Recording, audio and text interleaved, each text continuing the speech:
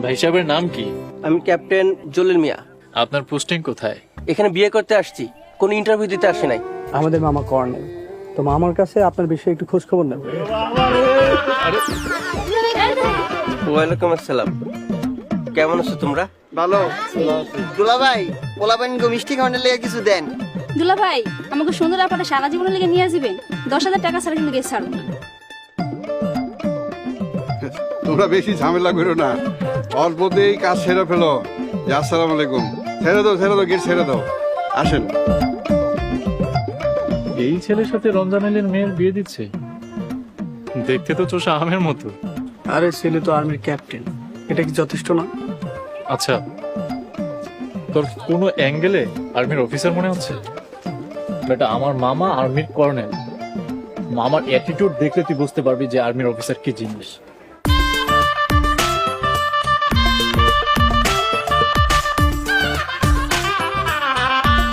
বুঝতো, বরকে একটু বাজিয়ে দেখতে হবে, মনের সন্দেহটা দূর করতে হবে। শাহজাদির সাথে একদমই মানাবে না মনে হচ্ছে। আরে ঘরের খেয়ে বোনের মোষ টাড়ানোর দরকার নেই। কিরে, তুই তো দেখি শাহজাদির বিষয়ে অনেক সিরিয়াস।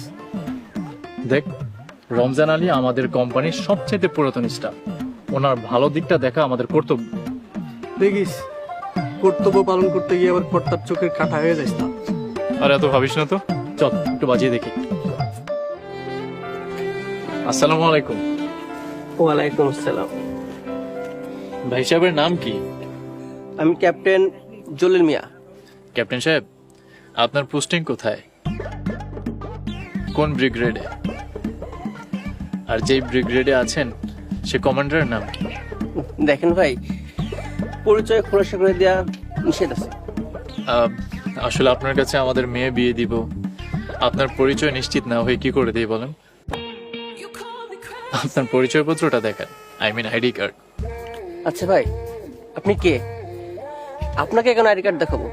জলিল সাহেব, আমাদের মামা কর্নেল, তো মামার কাছে আপনার বিষয়ে একটু খোঁজ খবর নেব আর কি। আপনারা কিন্তু আমার অপমান করতেছেন। আপনারা একদিন আমার বাসায় আসেন, তাহলে আপনার সন্দেহ দূর হয়ে যাবে।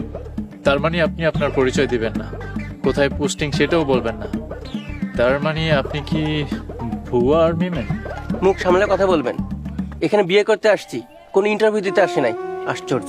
রবিন, তোর মামাকে একটা ফোন দে। তোর মামাকে ফোন দিয়ে ওনার সাথে একটু কথা বলিয়ে দে। যেহেতু উনি আর্মি পারসন, আশা করি কোনো সমস্যা হবে না। কি বলেন জলিল সাহেব? ভালো বলেছিস তো, দাঁড়া। তার আগে হচ্ছে ক্যাপ্টেন সাহেবের কিছু পিকচার তুলে মামাকে পাঠাই। আমার পেট খুব চাপ দিয়েছে। এই টয়লেটটা কোন দিকে? আরে যাবেন তো, আগে পরিচয়পত্রটা দেন, তারপরে যাবেন। দেখে আপনারা কি শুরু করছেন? না, তেমন কিছু না, আমরা জাস্ট ক্যাপ্টেন সাহেবের একটু খোঁজ খবর নিচ্ছি। উনি যদি খোঁজ খবর দিতে পারে তাহলে তো ভালো, না হলে ওনাকে পুলিশে দেওয়া হবে, সাথে আপনাদেরকেও। আরে ক্যাপ্টেন সাহেব, আরে কোথায় যাচ্ছেন?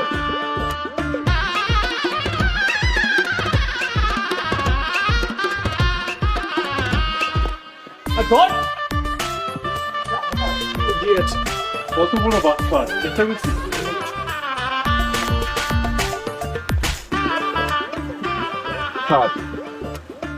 আমি তো কিছু বুঝতে পারতেছি না, জামা এরকম লোকজন নিয়ে বাগান দিয়ে ছুটে গেল কেন? এই লোক তো আর্মির ক্যাপ্টেন না, আমরা জাস্ট পরিচয় জানতে চেয়েছিলাম, তাতেই দৌড়ে পালানো। বড় বাঁচা বেঁচে গেছেন। লোকটা একটা চিটার, ফ্রড। ভাগ্য ভালো রবিন বিষয়টা বুঝতে পেরেছে। হায় আল্লাহ, আমার এই কোন সর্বনাশ হয়ে গেল। এমন একটা চিটারের হাতে আপনি আপনার মেয়েকে তুলে দিচ্ছিলেন? বিয়ের আগে ভালো করে খোঁজ নিয়েছেন বলে তো মনে হচ্ছে না। কেমন বাবা আপনি, ইরেসপন্সিবল। আল্লাহ, তুমি আমারে কোন পাপের শাস্তি দিলা? আপনি কাঁদছেন কেন? আপনার তো খুশি হওয়া উচিত। স্যার, এরা কোন কথা কর? আমার হয়ে গেল সর্বনাশ, আর আমি খুশি হমু? আমার এই কোন সর্বনাশ হয়ে গেল। আল্লাহ, আমি এখন কেমনে কি করব? স্যার, আমার খুব কি আব্বা? আব্বা কান্দো না, আব্বা ঘরে চলো।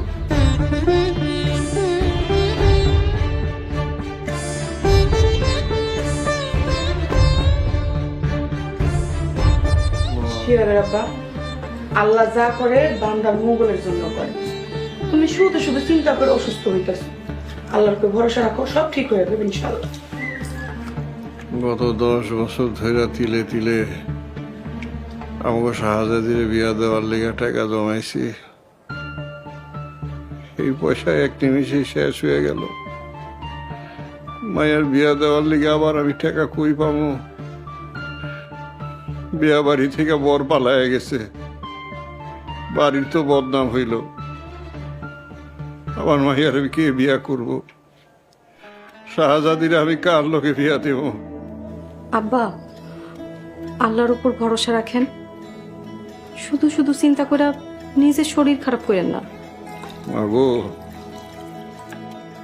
তোমার বিয়া দেওয়ানোর লেগে আবার আমি টাকা কই পাবো জানি না। আল্লাহ ব্যবস্থা করব। একটা কথা চিন্তা করে দেখেন, আল্লাহ আমাকে কত বড় বিপদের হাত থেকে বাঁচাইছে। এই সিটারের লোক যদি মায়াটার বিয়ে হইতো, তাহলে সারাটা জীবন মায়াটা আগুনে জ্বলে মরতো। থাক, আল্লাহর উপরে ভরসা করেন। আল্লাহ যা করে তার বান্দার ভালোর জন্যই করে। আব্বা, ধৈর্য ধরেন। আল্লাহর রহমতের আশা থেকে কখনো নিরাশ হয়েন না। আব্বা, আপনার অনুমতি দিলে আমি চাকরি করতে চাই। আপনার কষ্ট আর আমার সহ্য হয় না। আপা, আমি থাকতে তুমি চাকরি করবা এটা হইব না। আব্বা, আপনি আমার অনুমতি দেন, আমি ঢাকায় যা কাজের খোঁজ করি। শিয়া, অবুজের মতো কথা কইস না। দাখিল পাশ করে উদ্ধার করে ফেলাইছে, চাকরি করব। যা বাগে এখান থেকে। আপা, তুমি অবুঝের মতো কথা বলো। আব্বা, আপনি আমার অনুমতি দেন। শিহাব, শাহজাদি তোরা কি শুরু করলি? দেখ কাসুস করে আব্বা অসুস্থ। যাই ঘর থেকে যা, দোনো ভাই বোন যা।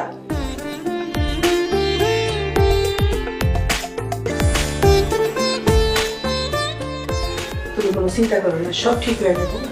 আল্লাহর উপর ভরসা রাখো।